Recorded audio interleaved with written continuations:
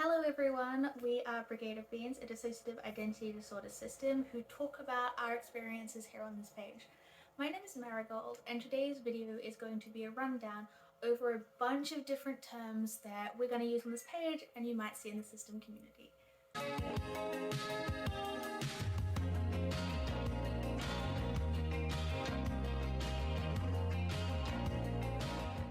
I have broken this video down into 4 parts. The first one is the basic terms that you'll come across. The second one is system experiences. The third one is alter roles. And the fourth one is alter fullness. If you watch me or see me reading off multiple different things, because I have a lot of things written down, so that I'm making sure that I'm giving you the most accurate information that I possibly can. So to start off with the basics, these are the terms that you are most likely going to see be used somewhere. The very first one that I want to talk about is the term system. The term system is for anyone with dissociative identity disorder or otherwise specified dissociative disorder, or sometimes unspecified dissociative disorder. And it is when there are 2 or more elaborated consciousness states that coexist within one body. It is not multiple personalities, it is not more than one consciousness, it is a fragmented consciousness that developed due to trauma. So, the first disorder that leads to systemhood is dissociative identity disorder. And so according to Sane Australia, which is linked in our card, which should be in the description, dissociative identity disorder is a complex psychological condition categorized by a type of dissociation where a person experiences 2 or more distinct identities called alters, personalities, or parts. It is usually a long-term condition that occurs as a response to extreme trauma. DID was called multiple personality disorder until 1994, when the name was changed to reflect a better understanding of the condition. That is because DID is not a personality disorder. It is a dissociative disorder, so it's under the dissociative disorder spectrum, because it's not a abnormality about personality. It's a dissociative protective mechanism wherein it is a complete separation from self due to dissociation to protect an individual from trauma. What it doesn't mention here is that it forms in childhood. To the best of the understanding, it forms in childhood. That can't exactly be tested because you can't exactly run experiments to see what traumatizing a child will do, but from a lot of anecdotal evidence, it forms in childhood. Normally between 6 and 9 is a common age that's stated. However, that doesn't take into account different developmental speeds for different children. So that is just a basic guideline. It's not a hard and fast rule.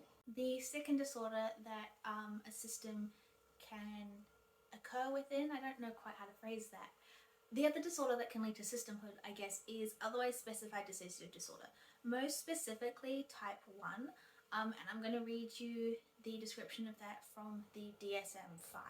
Otherwise specified dissociative disorder.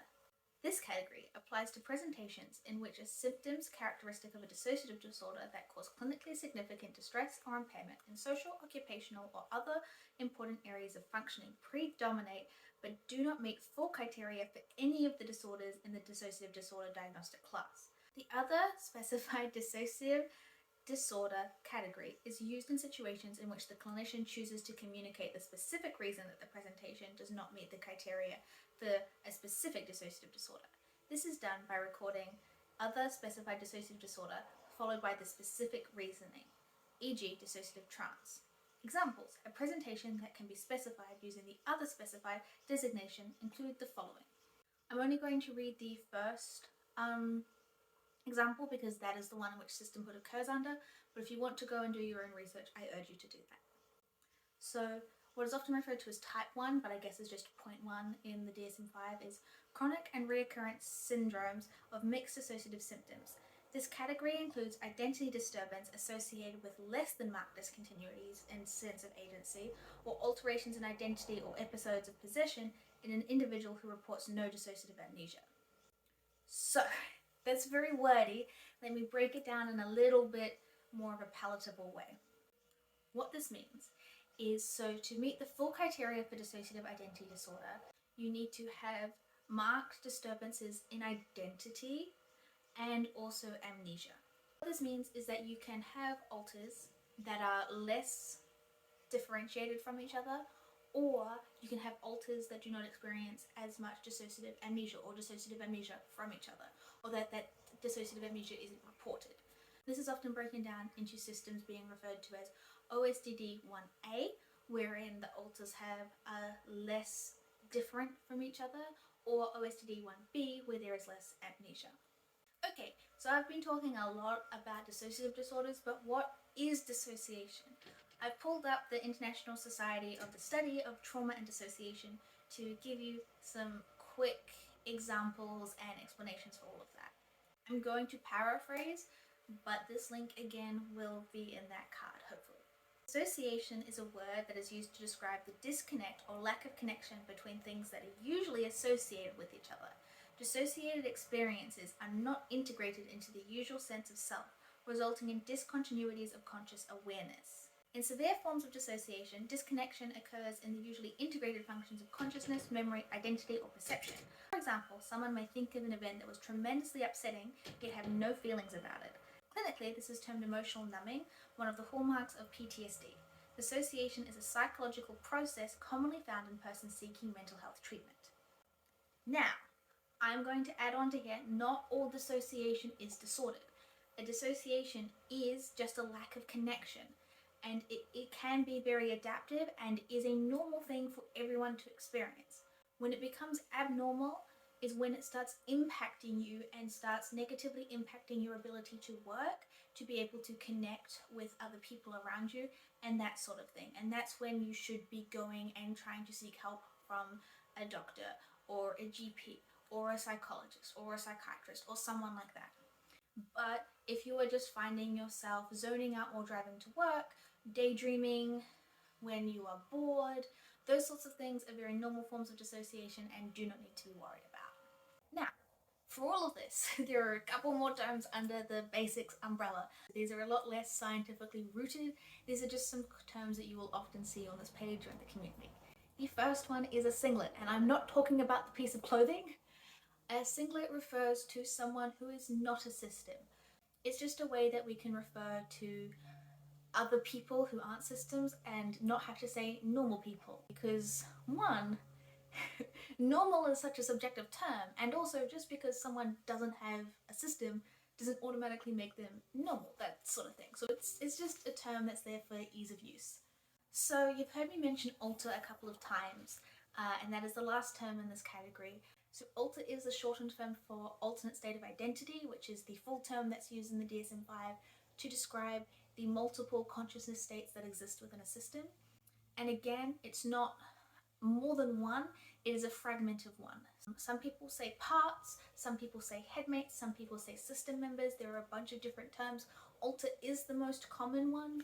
Another pretty self-explanatory umbrella term, system experiences, are just a bunch of different things that someone who is a system might experience. The first term that I have is to split. So when a system splits, this is when a new alter or multiple new alters are formed. A split is the formation of an amnesic barrier, and this happens as a response of the brain not being able to cope with a specific situation. Oftentimes this is trauma, can also be high stress. It can also just be entering a situation where the system is entirely unequipped to deal with it. Next term is integration. So integration is the slow breaking down of those amnesic walls that form when a system is splitting. It doesn't mean the complete removal of those barriers all the time, but it's the increased communication between parts in a system. So examples of integration might be parts becoming aware of each other. It might be parts being able to be co-conscious, which is another term I'll get into. It might be parts being able to communicate internally in the inner world. Integration can also be the lowering of amnesia. So even when a switch occurs, the person who switches in is able to remember more. All of these examples of integration that I explained exist on a spectrum, and at the very end of that spectrum is what is known as fusion. Fusion is when two or more parts come together fully into one. This is like mixing two paint colors together. All parts are now aspects of the new alter. When all alters in a system fuse together, this is called final fusion. However, this is not a goal or something that is possible for all systems. This can happen when parts increase their integration to a high level, and it can be conscious or unconscious. And it can be aided with therapy, or it can happen outside of therapy. It often is a result of healing, but sometimes it can also be a stress response. And the final thing is it can be permanent or it can be impermanent. So a fusion might last for the rest of the system's life, or it might last a couple of minutes, a few hours, a couple of weeks, a few months, or even a couple of years before undoing and resplitting. So fusion is one way that in systems an alter can disappear. It's because they become someone new or fuse into someone else. Another way that an alter could disappear within a system is going dormant. What this means is that they go completely offline. They are not retaining memories, they cannot influence front, they have no bearing on the system, they are not active. It can seem like a long sleep. It can feel like death, although it's not the same death as a physical body would experience. It can just be like they vanish. It often happens when either a part is so overloaded that they cannot cope, so the brain subconsciously shuts them down, or it can happen when that alter's role no longer needs fulfilling. Alters can be dormant for weeks, months, years, decades.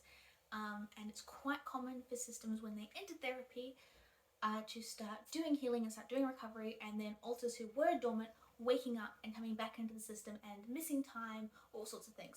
Front is the term for the alter that is in control of the body. I'm in front right now. I, Marigold, am fronting. I am in control of the body. I am choosing what words come out of the mouth. It is my memories that are being accessed. It is my skill sets that are being utilized. But fronting can also be really complicated. Fronting doesn't just have to be one alter. Fronting can be two alters at once, which is called co-fronting. And co-fronting is separate to fusion because although two alters are together experiencing something, there are still amnesic barriers between them and they are still separate. Co-fronting often occurs with systems who have a high level of integration with each other, or alters who have a high level of integration with each other, and is very adaptive to get tasks done. It can also be when two alters are arguing about something, arguing being a loose term, and they are in disagreement and they're at conflict of to what to do, and it can be quite a distressing experience. And that all just comes down to the system and the situation and the alters involved. The next step backwards, so to speak, is co-consciousness. So I am fronting, and then a hypothetical person would be behind me. Some people describe it as the person who is in the passenger seat of a car, where the fronter is driving and the person in co-consciousness is next to them, seeing the whole thing but having no influence, or not having any direct influence, I should say, about what is actually being done. They're just sitting and watching and observing, retaining memory, retaining information, not actually interacting. However, there's the potential that we could talk back and forth to each other. So they could tell me things that they want me to say, ask me to do things, give me feedback. That feedback might be nice, that feedback might not be nice. And that is co-conscious, so able to retain memories, able to ask for things, able to kind of influence front without actually being in front. If we take a step back further, that is passive influence. So passive influence is passive, it is not intentional. And it often goes unnoticed by the fronter, at least in our system, where an alter who is not necessarily particularly close to front, but their mannerisms leak through. Alters aren't always just one person in front, as I'm sure you're aware. And this change of alters from front to not front is called switching. And we also use switching to describe switching in co-front, in co-con, and in passive influence, because it's all a change in the dynamic of how our brain is working. And switching can be really taxing and can come with really, really heavy dissociation, really strong amnesia, or it can be quite fluid and quite natural. It often depends on the situation and what triggers a switch. So if I were to leave front right now and someone else to come forward, that would be a switch. If there was someone in co-con and they were to leave co-con and someone else were to come into co-con, that would be a co-con switch, and the same for passive influence, and the same for co-fronting. Switching can take a couple or even less than a second. It can take days. It just depends on each system, and each system is unique. Switching can occur once a day, once a month, several times a day. And another thing that can happen is rapid switching. This is when a system is switching faster than they normally do. So for us, this is switching every couple of minutes, and it feels very fast. It's often as a response to distress or high emotions, I should say, because it also happens when we are excited. And that can, whilst be exhausting, it's nowhere near as taxing as rapid switching in a negative emotional state or a heightened emotional state that is distressing, because then you often have a lot of distressed people coming in and out, and the body can get very, very taxed very, very quickly, and it is an exhausting experience, and I wouldn't recommend it. Another system experience that can happen is what is known as a system shutdown. And this is when, kind of self-explanatory, the system shuts down. It goes offline. This might be entirely meaning that one person is locked in front for a day, a week, a month, an extended period of time, and the rest of the system does not communicate with them or cannot communicate with them. Or there can be a few alters who are still fronting, a handful of alters, but less than the majority of the system, or not the people who normally front. This often happens as a response to a very big negative trigger where the brain cannot comprehend it, and its only response is to, not necessarily into dormancy, but push everyone into a sleep or into offline to try and get through the situation. When an alter isn't fronting, they can be in what is known as the inner world or headspace, basically the mind palace. Now, not every system will have a headspace or an inner world, and not every alter in a system will have access to it. Some systems have a very detailed, very interactable headspace where it feels the same as if they are experiencing life externally. Some systems have a very shallow grasp of their inner world. It is just an impression, it is a feeling, it is a vibe, and it's kind of how you can vaguely remember a dream that you might have maybe had a couple of weeks ago, and like stuff happened but you can't really remember specifics, and then the whole spectrum of in between that. And the other spectrum that occurs in inner worlds is size. An inner world could be a single room, a single house, a street, or galaxies with multiple planets, with each alter having their own planet, or hundreds of alters existing on each planet. Which brings me to the next point of head count. This is how many alters are in a system. People seem to think that a system has to be like 2 people, 3 alters, 20 headmates, a small number. It doesn't have to be. System head counts can be in the thousands, they can be in the millions. It is just what helps that system cope. Something that plays into this is split tolerance, distress tolerance, windows of tolerance. When a system exits their window of tolerance, there is a potential to split. And a split doesn't just have to be 1 alter, it could be 5, it could be 7, it could be 2. Head counts can fluctuate. They can go up due to splits, they can go down due to fusions or even dormancies. Some systems keep track of their head count, some systems don't. Again, every system is unique, every system will navigate their own individual lives differently. So the final term for this umbrella of system experiences is a subsystem. Subsystem is used to describe alters who function independently from the rest of the system. This can look a couple of different ways. It can look like a system within a system, or a system within a system within a system within a system. So basically like Russian nesting dolls, where we as a body have a system, and then hypothetically, I don't, but hypothetically if I Marigold also had alters, that would be a subsystem. The other kind of subsystem that occurs is alters who have less amnesic barriers with themselves. So like a collection of parts that have better communication with each other than the rest of the system. They can exist in the inner world separately, but they could also exist in the inner world together. It might be subsystems by role, wherein like a bunch of caretakers can communicate better with each other than they can with trauma holders. It could be a bunch of different alters that have a similar experience. So basically, maybe a bunch of people that all went to high school might have better communication with each other than the parts that went to primary school and then did the adult stuff. There's a bunch of different reasons that subsystems can occur and how they look. And the term is kind of fluid between system to system. And the most often one that people think about is alters within alters, but it doesn't have to be. It is just alters that have better communication with each other than the rest of the system. Okay, this video is getting quite long, so get ready for a speed round. This next umbrella is alter roles. So these are roles that alters can have within a system. It's the tasks that they fulfill, it's the jobs that they do for the system. So the first one is host, the part that fronts the most frequently, who is in charge of daily life. This may or may not be the part that identifies with the body and the legal name. A system can also have more than one host. They might have a co-host, they might have an at-home host and an at-work host. The next one is kind of an umbrella in itself, and that is a protector. This is a part that does their best to protect the system. Sometimes this is adaptive and benefits the system as a whole, and sometimes this is maladaptive and it works as a detriment to the system.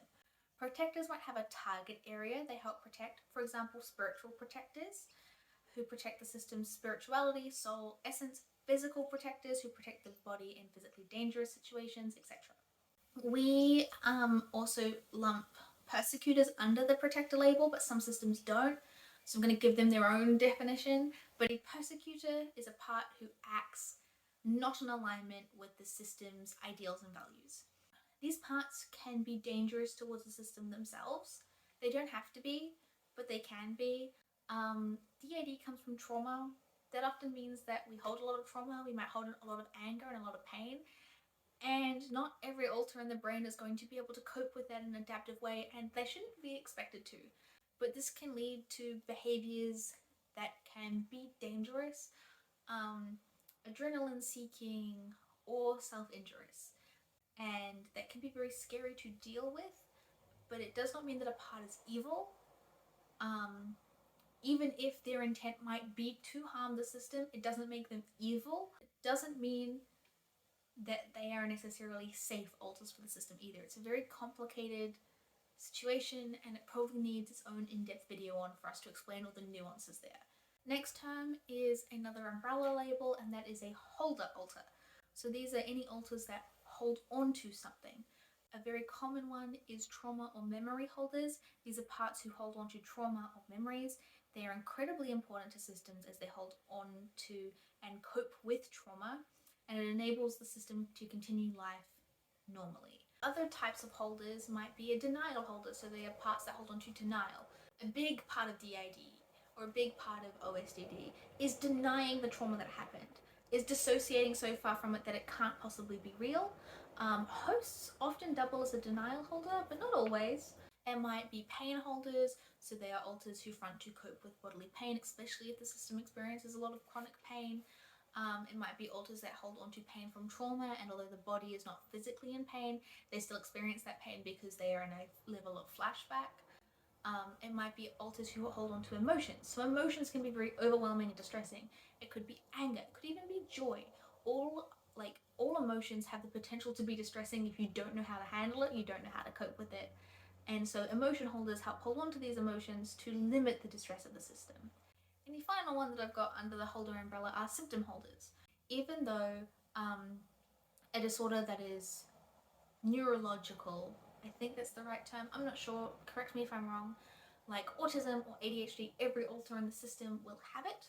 Some alters might be symptom holders and exhibit more traits from it, or mask less. It might also be symptom holders for addictions and those sorts of things. The next one has a bunch of different terms that could work for it. We personally use the term cis kid. People might also use child part or little, and these are any parts in a system who are children. What classifies as a child might differ system to system. We say 12 and under, some systems say 10 and under, and some systems say 18 and under. And they're often parts that are heavily protected by systems. The next one is caretaker or soother. These are parts that help care for the system. This might be trying to get hygiene needs met, or taking care of their emotional well-being, or helping to support specific alters or groups of parts.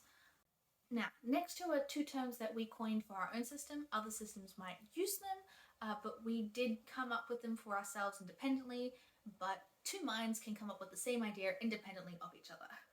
The first one is a bridge. So this is an alter who is able to communicate between subsystems. So say there is one subsystem over here and one subsystem over here who can't communicate with each other. A bridge alter would be able to communicate with both and form a metaphorical bridge of communication between them. And the second one is an admin. This is a part who helps keep track of the system, who helps organize who will attend therapy, who helps keep track of goals, who does a lot of the logical task-oriented things. Other systems might use manager in place of admin, which makes a lot of sense to us. We just prefer the term admin, but admin, manager, it's a similar thing. The next one is a gatekeeper. So this is a part who can influence where memories are stored, who can access the inner world, who can communicate with who, and sometimes who is fronting. They are often seen as like godlike parts, not necessarily, but they often know a lot. And they are often really, really crucial to helping a system be able to cope with things, and can be really important parts to bring on in a healing journey. And the final alter role that I have is an introject. So an introject is a part who is inspired or connected to an external person or figure. This can be a real person, like a caregiver, a teacher, a singer, a historical figure, and these parts are called factives, or a fictional character like a comfort movie character, which is a fictive. Introjects have a source, so this is the person or figure an introject is based off, and an introject is able to have more than one source. These, again, need a whole video to themselves, so I'm not going to go into any more detail. Just wait for a future video explaining that, or feel free to go and do some research on your own. I've now been filming for 55 minutes. I don't know how long you've been watching for. I don't know how much has been cut out, but I'm going to go into the final umbrella and read from this book, which is System Fullness. This is something that we came up with ourselves because we were realizing that the distinction between fragment and alter was too black and white for us, and we needed more grey area. And it was a way for us to help communicate to ourselves and to our support team like what capabilities an alter might have. So the first fullness, I'm going to go from most to least full, is a sound part. Note that I don't say a full part because of the nature of DAD. None of us are full consciousness because we are fragmented. If we reached final fusion, then we would be one singular full part. But until then, the most full we can be is what we call sound. These alters have complex opinions. They hold multiple values and preferences that are not just informed by trauma. They know their own names, ages, and identity. These parts come across as very three-dimensional. Partial parts, and I myself am a partial part, and I'll explain why in just a minute. But these parts have names, ages, and a sense of identity. However, they often do not have complex beliefs and opinions. These parts often rely on masking to come across as three-dimensional.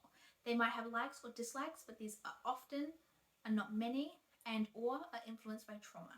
The reason that I am a partial part is because despite having a name and an age, and I know a bit about myself, I do not have complex opinions. I didn't know that it was possible for someone to believe two different things at the same time. I cannot do that. I cannot comprehend how to do that. My brain does not work that way as who I am. But apparently other parts in our system can. I also do not have a lot of likes or dislikes. I'm pretty ambivalent towards things. That lack of care doesn't come from not wanting to care. I don't have access to caring about those things, so I'm partial. The next part is a minimal part. These parts are the lowest fullness of aware parts. So an aware part is someone that knows we are in a system, who knows that time is passing, and who knows that we are not still actively in a traumatic experience. So this means that whilst they can grasp the concept that trauma is no longer happening, they do not have complex identities. They might have a name or age, but this is often informed by trauma or given to them by someone else in or out of the system. So the difference between myself and a minimal part is that they wouldn't really have that innate sense of identity in the way that I do. Like, I know my name is Marigold. I know I am 17 years old. Minimal parts don't have access to those types of things. The next term that we have for fullness is a pure introject. So these parts believe themselves to be their source. They do not recognize the body as their own. When fronting, they rationalize why they are here, e.g. playing a video game or in a simulation, believe they are dreaming, or do not notice that they are not their source. If they do notice reality, this often causes them to switch and is very distressing. And then the final one is fragments. Fragments are parts that are still stuck in trauma loops. When fronting, they only experience flashback. They do not have their own identity outside of their trauma loop. These parts are not connected to reality. Some systems will use fragment to describe minimal and even partial parts. So whilst that is what a fragment is for us, it is not for every system, but that is how we describe it for ourselves. The very last thing that I wanted to touch on under that umbrella is fleshing out and regressing. So a part is not stuck at their fullness. A part can flesh out and go up. So a minimal part can become partial. A partial part can become sound. A fragment can become a minimal part, that sort of thing. They can also regress. So a sound part can become minimal, or a partial part could become a pure introject if they were already an introject. Fleshing out often occurs with therapy and with healing and with spending more time in front. Regressing often happens as a response to trauma or stresses. So an alter's fullness is not stagnant. It can change, and it can go up and it can go down. But that is all I have for you today. I have filmed for over an hour, which is very impressive that I actually managed to stay in front this whole time. I'm very proud of myself. I hope you've enjoyed. I hope this has been informational or informative. Feel free to share this if you want. Don't forget to subscribe. That does mean a lot to us. Leave a like or a comment if you enjoyed the video. I have been Marigold. It has been a pleasure to divulge all this information to you. Take care and bye.